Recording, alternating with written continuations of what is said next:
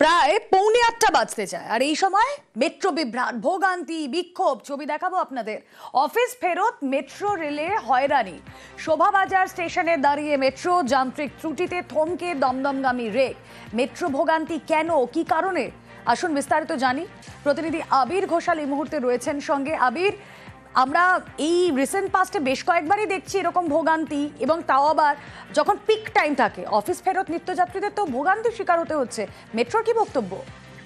দেখো, গত শুক্রবার থেকে শুরু হয়েছে সমস্যা ব্লু লাইনে। এখনো পর্যন্ত সেই সমস্যার সমাধানের কোনো ইঙ্গিত পাওয়া যাচ্ছে না।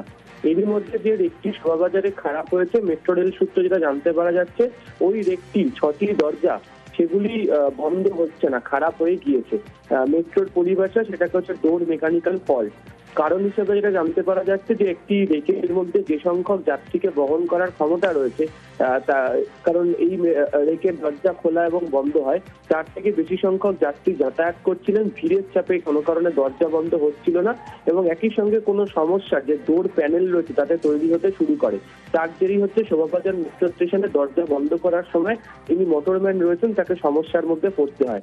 বহু চেষ্টা করার পর দরজা বন্ধ যখন করতে পারা যায়নি, তখনই সিদ্ধান্ত নেওয়া হয় যে রেকটিকে নোয়াপাড়া কাটছেড়ে পাঠানো হবে। যাত্রীদেরকে নামিয়ে রেক নোয়াপাড়া কাটছেড়ে পাঠানো রয়েছে।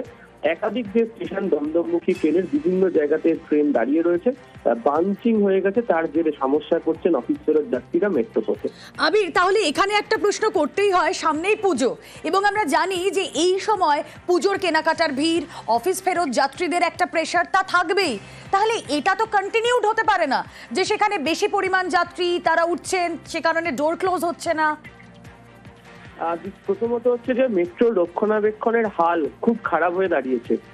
যে সংখ্যক রেককে দিয়ে পরিষেবা চালানো হচ্ছে, সেই রেকগুলোর একাধিক বয়স 12 বছর থেকে 14 বছর হতে শুরু করে দিয়েছে, এবং তার জন্য যে ধরনের পরিষেবা দেওয়া দরকার তা হচ্ছে না। এবং যেহেতু বিভিন্ন লাইনে মেট্রো চলছে এবং যারা রক্ষণাবেক্ষণের কাজ করেন, সেই কারণে আবির তো আরো বেশি নজর দেওয়া উচিত, কারণ blue line, orange line, yellow line, এত কালারফুল লাইন আমরা দেখছি, অথচ এখানে ভিড়ের চাপে মেট্রোর দরজাই খারাপ হয়ে যাচ্ছে। তার কারণ হচ্ছে যে কোনো নিয়োগ হচ্ছে না, তারা কাজ করতে পারছেন না। আর দ্বিতীয় কারণ হচ্ছে যে টালিগঞ্জ থেকে শহীদ ক্ষুদিরামের মধ্যে সমস্যা মিটছে না। যেটা জানা যাচ্ছে যে শনিবার থেকে রবিবার পর্যন্ত 2 দিন সময় নিয়ে শহীদ ক্ষুদিরামে রিভার্সেবল পয়েন্ট তৈরি হবে, এর ফলে রেক তাড়াতাড়ি ঘোরানো যাবে।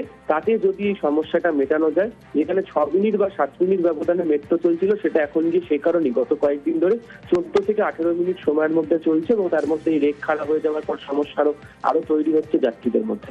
ওকে।